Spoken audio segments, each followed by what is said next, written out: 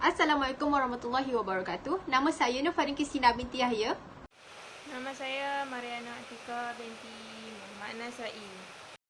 Dan nama saya Aines Atika binti Muhammad Hassan. Hari ini kami ingin membincangkan tentang topik alam flora.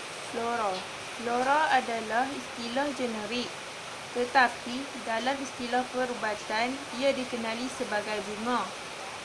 Nama flora digunakan kerana bahagian flora yang digunakan tidak tergolong dalam bahagian herba. Flora mempunyai banyak kebaikan dan kegunaan dalam bidang perubatan.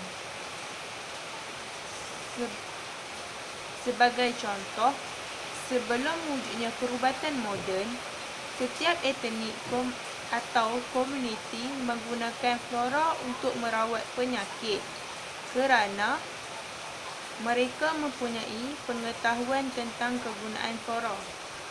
Seterusnya, pemakanan sunnah. Antaranya ialah kurma, madu lebah, labu dan minyak zaitun. Setiap daripada pemakanan tersebut terdapat sejarah khasiatnya yang tersendiri. Contohnya, kurma. Kurma ni telah dinyatakan bahawa siapa yang memakan 7 biji kurma pada setiap hari, ia akan membunuh kuman di dalam tubuh badan kita. Seterusnya, madu lebah. Madu dapat membuang segala bahan berbahaya yang terkumpul di dalam urat dan usus kita. Untuk labu, ia telah mengembalikan tenaga Nabi Yunus AS. Dan akhir sekali, minyak zaitun. Minyak zaitun dapat mengurangkan kolesterol dalam darah dan mencegah kanser. Objektif kajian yang melibatkan tentang perubatan yang menggunakan tumbuhan iaitu flora sebagai penyembuh untuk sesetengah penyakit. Terdapat 9 tanaman herba dalam Al-Quran dan hadis yang telah dinyatakan sebagai penyembuh seperti kurma, madu, jintan, minyak zaitun, lidah buaya, delima, anggur, labu dan juga tembikai. Semoga kajian ini dapat mencapai objektif yang telah ditetapkan. Objektif kajian ini ialah untuk menjelaskan bahan perubatan yang digunakan untuk merawat penyakit.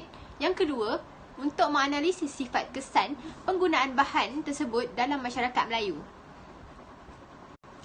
Persoalan kajian, bagaimana untuk mengetahui bahan perubatan yang digunakan dari sumber flora? Yang seterusnya ialah sejauh manakah keberkesanan bahan perubatan yang menggunakan dari alam flora?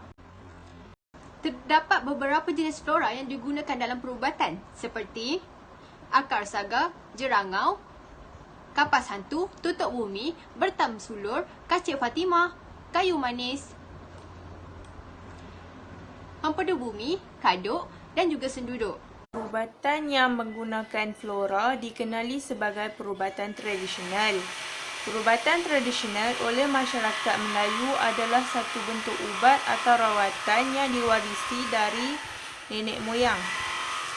Ilmu perubatan tradisional ini diwarisi dari satu generasi ke generasi berikutnya. Pada zaman sekarang, penggunaan rawatan tradisional ini jarang digunakan, tetapi masih terdapat golongan masyarakat yang masih mempercayai keberkesanan rawatan tradisional. Rawatan tradisional untuk masyarakat Melayu bermula ketika anggota masyarakat mulai mengalami gangguan penyakit.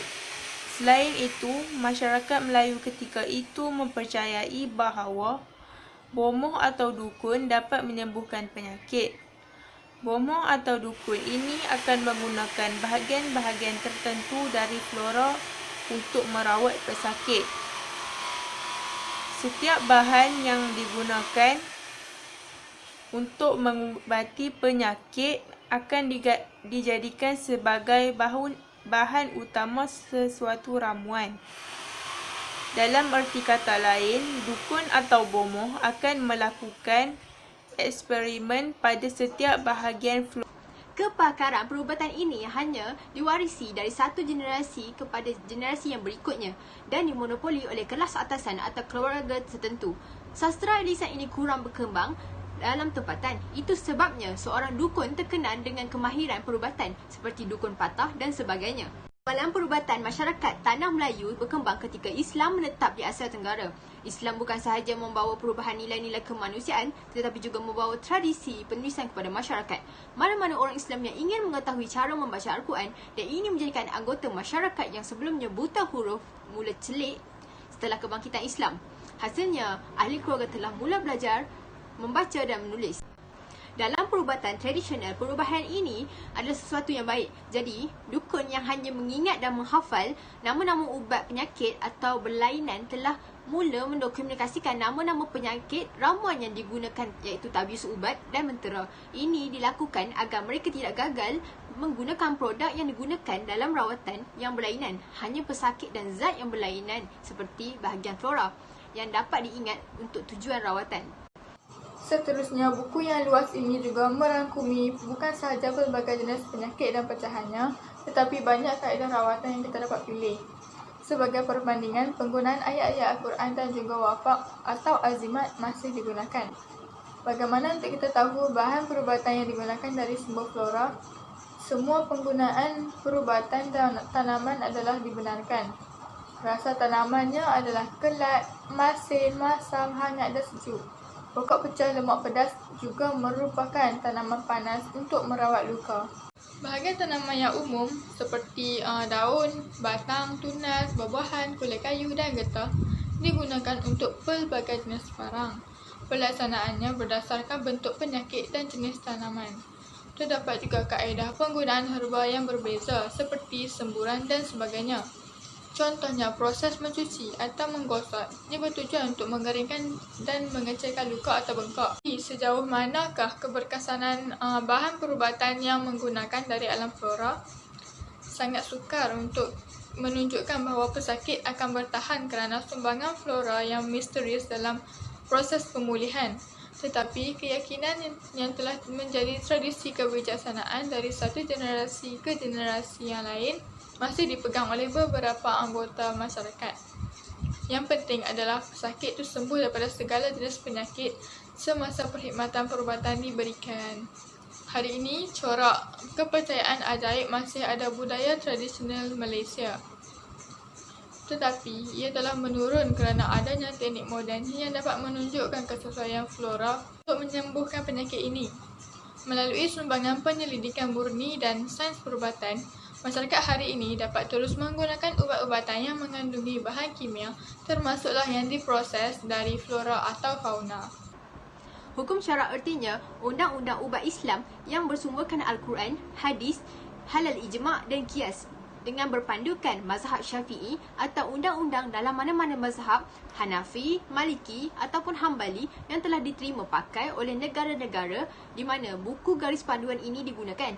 Mana-mana sahaja bahan ubat-ubatan yang telah disebut dalam salah satu sumber di atas sama ada ia halal atau haram, maka ia menjadi hukum syarak atau undang-undang Islam. Mengikut terjemahan surah Al-Isra ayat 82, dan kami turunkan dari Al-Quran sesuatu yang menjadi penawar dan rahmat bagi orang-orang yang beriman. Dan Al-Quran itu tidaklah menambah kepada orang-orang yang zalim selain kerugian. Jadi, berdasarkan topik yang kita bincangkan sebentar tadi, jelaslah bahawa segala tumbuh-tumbuhan dan alam sekitar di bumi ini merupakan ciptaan yang sempurna daripada Allah SWT kepada manusia. Peranan tumbuh-tumbuhan amat penting kepada manusia dan alam kerana dengan adanya tumbuh-tumbuhan, manusia mendapat sumber oksigen yang mencukupi bagi membolehkan manusia menjalani kehidupan yang sempurna. Di dalam Al-Quran juga telah jelas disebut bahawa alam flora merupakan anugerah daripada Allah SWT kepada manusia.